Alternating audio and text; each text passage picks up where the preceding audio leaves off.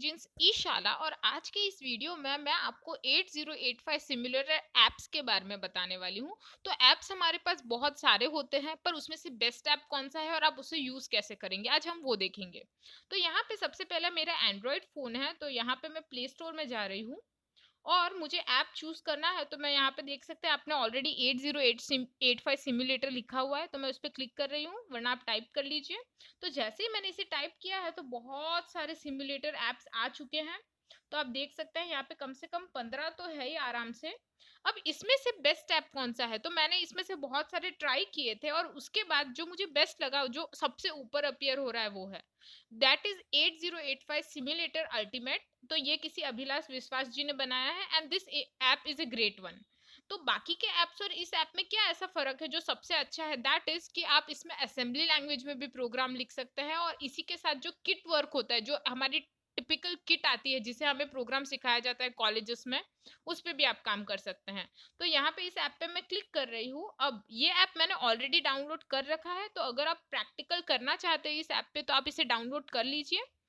अब इस ऐप को मैं ओपन करूंगी तो सबसे पहले जो फर्स्ट विंडो अपीयर हो रही है इस पे पास मुझे 4 मॉड्यूल्स दिख रहे हैं। तो first one is new file, second is open file, example और रेफरेंस। तो इन्हें चारों को हम देख लेते हैं इसमें क्या क्या कर सकते हैं। जो फर्स्ट है न्यू फाइल, अगर मैं उसे क्लिक कर रही हूं तो आप देख सकते हैं एक न्यू विंडो ओपन हुई है और this window particular window is used for running any new program. तो यहाँ पे सपोज अगर आपको कोई प्रोग्राम रन करना है तो आप यहाँ पे टाइप करेंगे and then you can run it, जिसे हम बाद में देखेंगे। इसी के साथ मैं आपको दिखा देती हूँ कि ओपन फाइल में क्या है। तो यहाँ पे कुछ प्रोग्राम्स है जो ऑलरेडी मैंने वर्कआउट कर दिए थे तो यहाँ पे स्टोर्ड है ये प्रोग्राम्स। अगर आप ऊपर से क्लिक करेंगे तो आपको एग्जाम्पल्स मिल जाएंगे। ये एग्जाम्पल्स इसका इनबिल्ट फीचर है, यानी अगर इस पर्टिकुलर सेक्शन में आप एंटर करते हैं तो आपको इनबिल्ट प्रोग्राम्स मिल जाते हैं जिन्हें आप रन करके देख सकते हैं। That is one of the great feature that I loved about it. तो ये चीज बहुत अच्छी है क्योंकि काफी डिफिकल्ट प्रोग्राम्स थे वो भी यहाँ पे एक्सप्लेन किए गए हैं। तो अगर आपको कहीं नहीं मिल रहे तो आपको विद इन द ऐप मिल जाएंगे। इसी के साथ रेफरेंस भी बहुत अच्छा है क्योंकि यहाँ पे जितने भी हमारे इंस्ट्रक्शंस होते हैं तो आप देख सकते हैं हमारे जो 8085 में बहुत सारे इंस्ट्रक्शंस होते हैं तो इन लोगों ने इंडिविजुअल में एक पर्टिकुलर इंस्ट्रक्शन को क्लिक करूंगी तो यहाँ पे आप देख सकते हैं कि वो इंस्ट्रक्शन अपीयर हो रहा है और अगर आप चाहें तो इसे भी रन करके देख सकते हैं। तो ये हुआ इसका बेसिक इंट्रोडक्शन। तो अब यहाँ पे हम करने क्या वाले हैं कि इस ऐप में अगर आपको कोई नई फाइल ओपन करके रन करनी है तो करना क्या है। तो वैसे तो आप देख सकते हैं जो न्यू फाइल लिखा है उसके ऊपर अगर आप पढ़ेंगे तो वहां इन लोगों ने लिखा है ये भाई राइट लोड एंड रन। पर मैंने नोटिस किया है कि कई बार लोगों को इसको समझने में प्रॉब्लम होती है। तो चलिए हम देखते हैं इसमें क्या कर सकते हैं। तो यहाँ पे इस फाइल में मैं एक छोटा सा प्रोग्राम लिख रही हूँ, दैट इज कि यहाँ पे मैं एक ऐसा प्रोग्राम लिखूंगी जिससे रजिस्टर बी में मेरा डेटा 35 अपीयर होना चाहिए। तो सिंपल सी चीज है कि रजिस्टर बी में हमें 35 डेटा डालना है। तो यहाँ पे अगर मुझे लिखना स्टार्ट करना है तो आपके पास दो तरीके होते हैं। एक तो यहाँ पे आपको नीचे एक स्क्रोलिंग बार दिख रहा होगा, दिस पर्टिकुलर स्क्रोलिंग बार में आपको सारे इंस्ट्रक्शंस मिल जाएंगे। तो अगर आप स्क्रोल करेंगे तो भी आपको एमवीआई दिख रहा है। तो यहाँ पे एमवीआई अपीयर दिख रहा है आपको। अगर आप इस तरह से करना चाहे तो इस तरह से, अदरवाइज डायरेक्ट आप स्क्रीन पे क्लिक कीजिए, आपका जो वर्चुअल कीबोर्ड है वो अपीयर हो जाएगा and then you can write MVI। तो अगर आप यहाँ पे क्लिक करेंगे तो भी नीचे से अगर आपको कोई इंस्ट्रक्शन चाहिए वो डायरेक्ट अपीयर होगा। देखिए दूसरा ट्राई करके देख लेते हैं।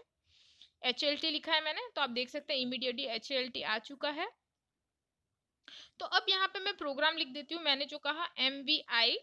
तो MVI के साथ मुझे B लेना है क्योंकि मैं रजिस्टर B में डेटा मूव करूंगी। अब यहाँ पे अगेन एक बहुत अच्छी चीज है, यहाँ पे आपको कोमा वोमा कुछ नहीं लगाना है, सिर्फ आपको स्पेस देके लिखते जाना है। तो मैं यहाँ पे लिख रही हूँ 35। अब अगर आप बुक में लिखते हैं तो यूजली हम H ऐड करते हैं। तो ये जो ऐप है दैट इज फ्लेक्सिबल, अगर आप H लिखेंगे तो भी वो उसको एक्सेप्ट करेगा, अगर आप H नहीं लिखते तो भी वो उसको एक्सेप्ट करेगा। तो मैं आपको दोनों तरीके से बता देती हूँ। तो मैंने MVI भी 35 लिख दिया है। नेक्स्ट लाइन पे जाके मैं HLT लिख दूंगी ताकि ये मेरा प्रोग्राम एंड हो जाए। तो ये मेरा टेक्निकली छोटा सा प्रोग्राम था तो मैंने लिख दिया है एंड कंप्लीट हो चुका है। अब अगर मैं इसे लोड पे क्लिक करती हूँ तो आपको एक एड्रेस दिख रहा है, दैट इज जो एंटर स्टार्ट एड्रेस, और वहां पे जो वर्ड है या नंबर है दैट इज 8100। तो ये नंबर आपको क्यों ध्यान रखना है, इस पर्टिकुलर ऐप में इसका जो रन प्रोग्राम एड्रेस है, यानी जहां से आप जो एंटर करेंगे प्रोग्राम रन होगा, वो 8100 से है। तो आपको इसी एड्रेस से प्रोग्राम रन करना स्टार्ट करना है। तो यहाँ पे ये अपीयर हुआ है, मैंने स्टार्ट क्लिक कर दिया। ओके, जैसे ही मैंने स्टार्ट क्लिक किया है तो आप देख सकते हैं एक विंडो अपीयर हुई है।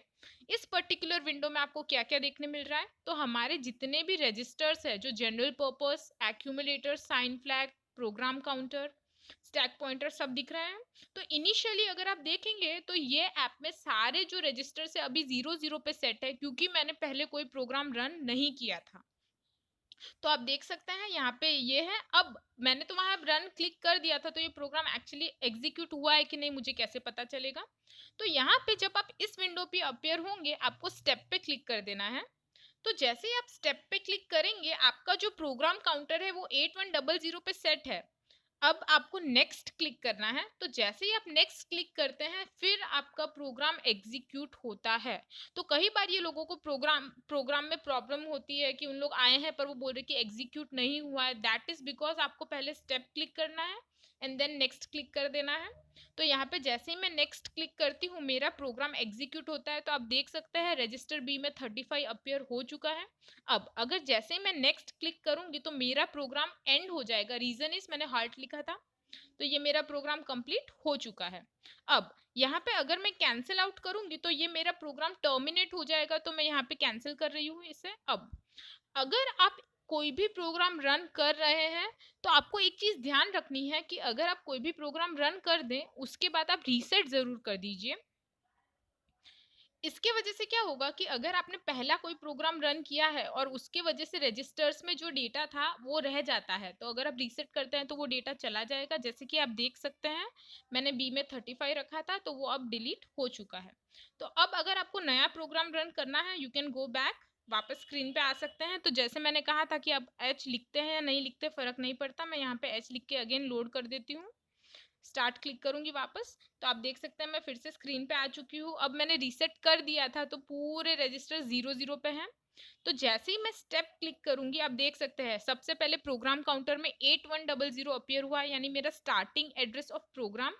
अब मैं नेक्स्ट क्लिक करूंगी, अगेन बी के अंदर आप देख सकते हैं 35 आ चुका है, यानी मेरा प्रोग्राम एरर नहीं बता रहा है उसे।